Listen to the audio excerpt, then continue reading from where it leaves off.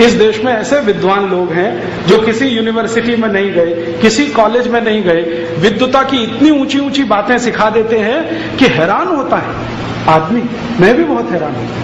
एक बार आंध्र प्रदेश के एक छोटे से गांव में एक 80 साल के बुजुर्ग ने मुझे समझा दिया। मैंने पूछा, दादाजी इतना दान क्यों करते हैं भारत में? तो उन्होंने कहा, देखो बेटा, भारत में धन के 3 ही अंतिम रास्ते हैं।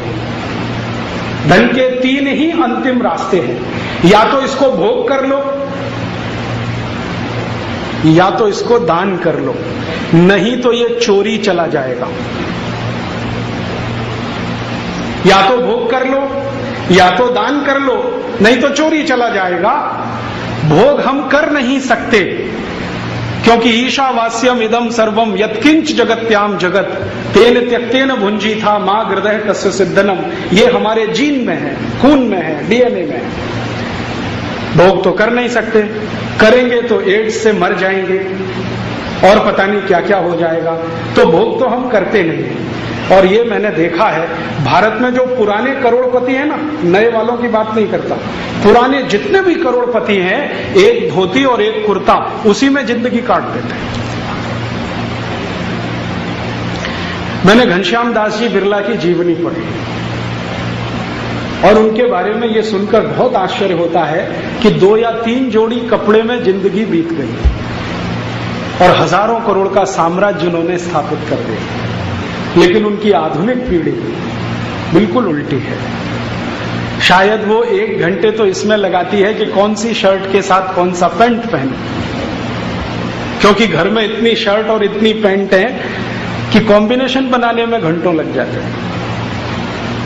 जिस आदमी ने हजारों करोड़ का एम्पायर खड़ा कर दिया शून्य में से, वो 2 धोती 2 कुर्ते या 3 धोती 3 कुर्ते में जीवन काट गया।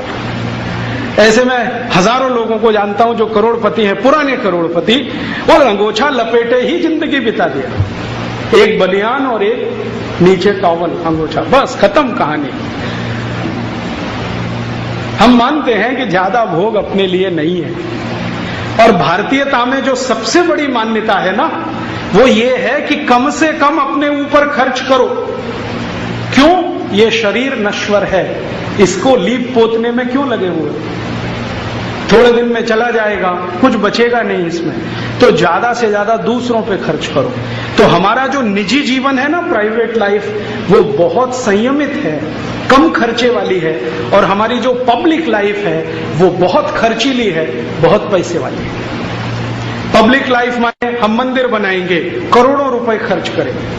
मंदिर का प्रतिष्ठा समारोह होगा, करोड़ों रुपए खर्च करेंगे। दावत होगी, क्या क्या होगा, सब कुछ होगा, करोड़ों रुपए खर्च होंगे। लेकिन हम अपनी जिंदगी में कम से कम खर्च करेंगे। हम शादियां करेंगे बेटे बेटियों की, बहुत खर्चा होगा, लेकिन निजी जिंदगी में कसकसाते हैं 10-10 रुपए खर्च करने के लिए। ये हमारा जेनेटिक मटेरियल है, ये डीएनए ऐसा है। और ये डीएनए कोई आज का नहीं है, हजारों साल का है। तो ये शायद भूगोल की स्थिति ऐसी है, इसमें से बना होगा। शायद ईशावास्यम इदम सर्वम जो किसी महान व्यक्ति ने कह दिया, वो हमारे रग रग में घुसा होगा। इसलिए तो कहा, जो अंदर होता है वही कहा जाता है, और जो होता ही नहीं है वो निकल नहीं सकता मुंह से। तो हमारी रग रग में होगा। पुराने सब लोगों को मैं देखता हूं, इतना सीधा सादा सरल जीवन, और पैसे संपत्ति में करोड़पति। तो हमारे यहां वेल्थ के बारे में इतनी निश्चिंतता है कि इसको दान करो बहुत बढ़ेगा, नहीं करोगे तो चोरी जाएगा, चोरी जाएगा तो अफसोस करोगे। और वो हमें दिखाई देता है आज के जमाने में जो कंजूस लोग पैदा हो गए अमेरिका और यूरोप से प्रभावित होकर। ये जो कंजूस है ना, ये भारत के नहीं है, ये सब अमेरिकी हैं, यूरोपियन। हाँ, मैं मानता ही नहीं कि जो कंजूस है वो भारतीय है।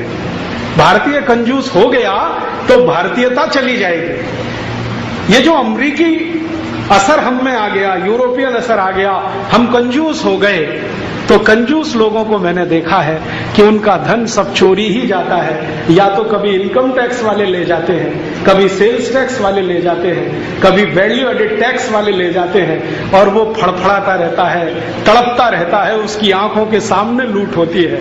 मैं उसको कहता हूं, भाई अगर तुमने दान कर लिया होता तो संतोष तो होता। यहां तो चोर उचक्के बेईमान लुच्चे लफंगे जो अधिकारी ले गए तुम्हारा सब, अब कसकते रहो। तो भारतीय तो कंजूस हो नहीं सकता। क्यों नहीं हो सकता? क्योंकि भारतीय प्रकृति कंजूस नहीं है। हम कैसे हो जाएंगे? हमने सुना है यथा पिंडे तथा ब्रह्मांडे, और यथा ब्रह्मांडे तथा पिंडे। जो पिंड में है वो ब्रह्मांड में है, जो ब्रह्मांड में है वो पिंड में है। तो हमारा ब्रह्मांड तो इतना रिच है, इतना धनी है, संपत्तिवान है, हम कंजूस कैसे हो सकते? कितना धनी है हमारा ब्रह्मांड। हम एक बीज डालते हैं, उसमें से 100 बीज निकल आते हैं। हम एक आम की गुठली लगाते हैं, उसमें से हर साल 1500 आम टूटते हैं, कम से कम 50 साल तक, और जो ठीक देखभाल करें तो 100 साल तक। हम एक बीज बाजरे का डालते हैं, बाली पर 250-300 बीज आ जाते हैं। प्रकृति ने हमको इतना दिया है, ब्रह्मांड में इतना कुछ मिला है, तो हम कंजूस हो नहीं सकते। जैसी प्रकृति वैसे हम। तो ये कंजूसी होना भारत का गुण नहीं है, ये यूरोप से आया है। क्यों? वहां वेल्थ का कुछ पक्का नहीं है। और आप कभी भी यूरोप और अमेरिका में जाए ना, अमेरिका में अब तो ये विशेष दिखाई देता है, किसी भी अमेरिकन आदमी से बात करिए, और अब तो जो हिंदुस्तानी अमेरिका में रहते हैं उनसे भी बात करिए, हर समय दिमाग में एक ही घन चक्कर घूमता रहता है, बैंक बैलेंस। हर समय एक ही कैलकुलेशन, बैंक बैलेंस। आप किसी भी अमेरिकन से 5 मिनट बात कर लीजिए, 5 मिनट में 2 बार पूछ लेगा आपका बैंक बैलेंस कितना है। और किसी अमेरिकन लड़की से बात कर रहे हैं तो 5 मिनट में 5 बार पूछ लेगी आपका बैंक बैलेंस कितना है। सारी कैलकुलेशन बैंक बैलेंस की। समाज की इज्जत बैंक बैलेंस से, समाज की प्रतिष्ठा बैंक बैलेंस से, समाज का सब कुछ बैंक बैलेंस से। मैं बार बार सोचता हूं कि इनके मन में इतनी चिंता क्यों है पैसे को लेकर? क्योंकि निश्चिंतता नहीं है। मालूम नहीं है कि ये संपत्ति आज है तो कल भी रहेगी। हम हिंदुस्तानी इतने आश्वस्त हैं कि ये आज भी है, कल भी रहेगी, जो दान करने की परंपरा अपनाते रहे। तो सब सुखी हों, सब निरोगी हों, सर्वे भवन्तु।